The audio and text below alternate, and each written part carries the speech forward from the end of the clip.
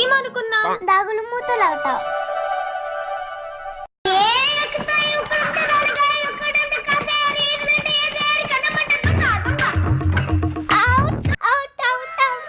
అన్న ఇప్పుడు నువ్వు కట్టుకో. ఏం అవసరం లేదులేమ్మా, తనకెట్లా కళ్ళు కనపడవు కానీ.